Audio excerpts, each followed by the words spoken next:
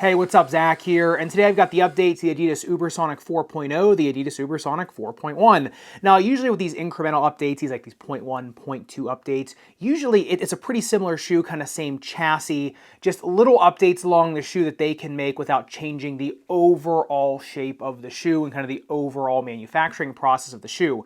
Typically, though, these updates can come with some pretty significant performance upgrades as well, because they're usually taking into consideration feedback from players. So let's see if the 4.1 is any better than the 4.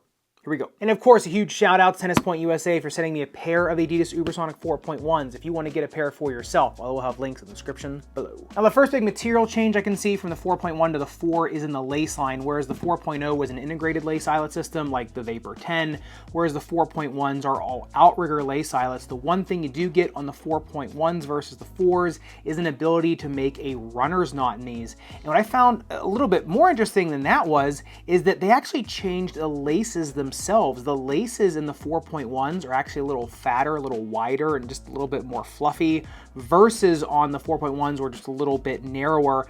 And again, when you look at the lace line underneath of those laces, there's actually a little bit more padding in the slipper tongue of the 4.1 versus the 4.0. So I think, I kind of had this issue as well with these having a higher arch, that those laces are really digging into my foot. So in the 4.1, they put a little bit more padding down that lace line, fattened the laces up to kind of share the load a little bit, and made them outriggers, right? So they weren't as intimately contacting the front part of your foot. Now, when you look around that lace line at the rest of the uppers, what's interesting is it feels the same to the finger, like when you run your fingers over the uppers. However, the uppers of the 4.1s, much more of like a tight micro chain linking of TPU, versus the 4.1s, a little bit of a bigger fibers, honestly not as easy to break in as the 4.1s were. Now, the shocking thing about the 4.1s is their breathability capabilities. If you look at the breathability test, they only heated up 107.4 degrees, cooled down another 54.3 degrees. And what I thought was interesting was when I was putting the heat gun on them, usually it's the lace line that starts blowing heat out. However, in the Ubersonics, it was all around that meshing. The heat just blows out of it. So definitely for an outdoor shoe for really hot summer months, this was definitely a nice surprise in these uppers. Now, on the flip side of that heat exchange, if you look at the toe drag guard, this was another pretty big material change where they went from more of just like a standard TPU kind of covering on the toe guard to like a recycled type toe drag guard made of boost particles on the inside. Now, I did create a little flap or a window to look inside this drag guard. It doesn't really look like much of anything, it doesn't really look like boost, but remember, boost is TPU, so you can pretty much make it, form it to whatever you want. Now, if you look at the upper durability test, 10 seconds highest grit sandpaper, once I put the burr on it, you can actually start to feel it be maybe a little bit more foam-like, or maybe just a little bit softer or spongier. So I may have just hit up, a softer particle of boost in there, or like I said, it just may have been just the melting process of the friction, I'm not sure. But suffice it to say, it is a little bit thicker of a drag guard, but a little bit of a different material on that drag guard. How that's actually going to interact with a gritty asphalt or concrete court, when you're sliding versus the old Ubersonics, remains to be seen. And getting into midsole teardown, this is where there was no material change from the 4.0. It is an entire bed of light strike foam, top loaded shank, pretty stiff and long, as well as like a rubberized shank on the bottom, which I actually do kind of like, just adds a little more stability there. Light strike still is a nice bottom light product. It does produce a pretty significant amount of bounce and kind of giddy up for a foam that is so light. If you look at it on the bounce height test, it got 32 centimeters in the heel and then 30.5 centimeters in the forefoot. And for how low of a stack of foam that is in the forefoot, kind of like with the adidas Barricade in the bounce foam, for how little of a stack of foam it is, actually is doing a decent amount. It's just, like I said, it does get pretty low to the ground in there, but that's also why a lot of people like the Ubersonics. And speaking of things staying the same, the outsole tread, once again, same as the 4.0, just that really wide set herringbone on the lateral side, then gets pretty flat underneath the big toe joint. Good pivoting power on a hard court, but also kind of will dig in. I have used these on really well-maintained clay courts, this tread, and it has done okay.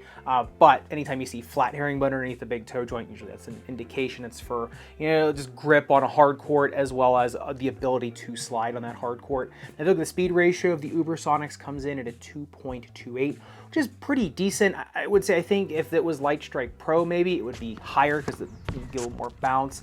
However, with the low to the ground feel of the Ubersonics and just how well this tread does going side to side on court, kind of that side to side speed stability, kind of that lightweight, nimble type feeling of speed, that's kind of where these are producing most of their speed. I still think the Ubersonics are one of the fastest side to side shoes out there because, like I said, light strike is so bottom light and the treads are pretty grippy going side to side when you're digging in really hard laterally. And speaking of that digging in, if you look at the outsole durability test, 10 seconds highest grit sandpaper, and not even a millimeter of damage, and I even did it on one of the more narrow flanges of rubber. Durometer is pretty similar to the 4.0s, and a pretty decent durometer on these. So I think as long as, you know, everything stays the same manufacturing wise, there should be a pretty decent amount of durability on these. I would just say if you are dragging a lot with the outside of the forefoot, that's where it is going to be, you know, kind of wearing down the fastest. Underneath the big toe joint, you're going to get a little bit better wear.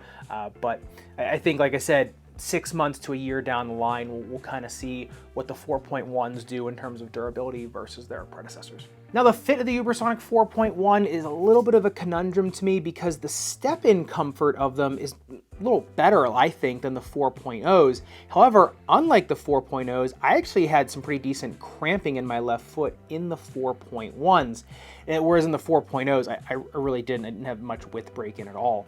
Now, I think because in the 4.1s you're afforded a runner's knot, so you're able to kind of crank down on the shoe a little bit more than you were in the 4.0s. I think maybe just the butteriness of the uppers allows them to envelop your foot more versus on the 4.0s, which maybe just held their shape a little bit more. Not sure there. But narrow, medium foot, go true to size. A 2E, you want to be comfortable in these. I would be going up that half size. And a 4E in these, you know, maybe be going up one size in these because you can't get the runner's knot in them. But definitely a little more of a streamlined feel to me on the Ubersonics. In terms of the snake bitten foot, you know, for heel pain, new light strike is actually pretty good. And if you do have a low profile orthotic, I think you can throw these in there. And honestly, that's gonna hold the shape out a little bit better for you if you're a wider foot as well. And I'm not so sure they're the best for an ankle sprainer. In terms of, you know, ball of foot pain, I think if you can put an orthotic in there comfortably, I think they're okay for that. But, you know, the Ubersonic line is more of a streamlined low to the ground shoe, and that kind of brings me to the playability. You know, I do like that Adidas kept the same super low to the ground feeling in the Ubersonics, that kind of flat herringbone, flat to the ground, kind of your big toe joint can feel the ground type feeling. They still have that same just really easy gliding side to side movement, really quick, kind of fast first twitch step movement as well.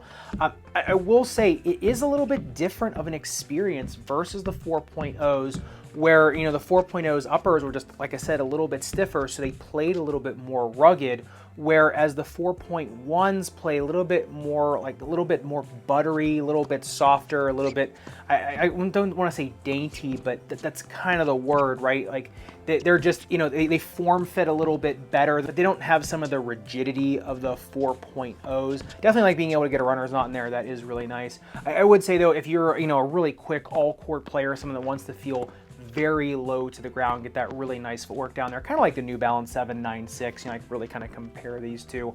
I think these are a really good pickup. If you are a heavier player, you're going to start to notice the kind of bad parts of these versus a lighter weight player, more narrow foot. We're going to start to see all the benefits of these. I will say I was play testing these on the same day that I was playtesting the Skechers Viper Court Pro, and as soon as I put these on, you can really feel the light strike and just kind of how much, you know, they're both kind of bottom light shoes, but these just had a little bit more pop, a little bit more bounce to them, right? So even though you're low to the ground, you're still getting that little bit of like a bouncing effect or a springboard effect on your foot. So low to the ground feel, but nice pop. That's kind of still the same Ubersonic. Just if you like a more buttery upper, 4.1. If you like a little bit more rigid, kind of rugged upper, I think then it's the 4.0. But of course, love to know your thoughts on the 4.1. Are you going for these? Are you trying them after the 4.0? Are you stocking up on 4.0s? Are you just going with something completely different? Love to hear your thoughts down below. And if you want to see their sibling to the Adidas Ubersonic 4.1, another updated Adidas shoe, the Adidas Barricade 2023, which was a fantastic upgrade of a shoe from the 2021s. Thank you, Adidas. Make sure you click into this video up above and subscribe down below. Respect your rubber and foam. I'll see you somewhere in the Sneakerverse.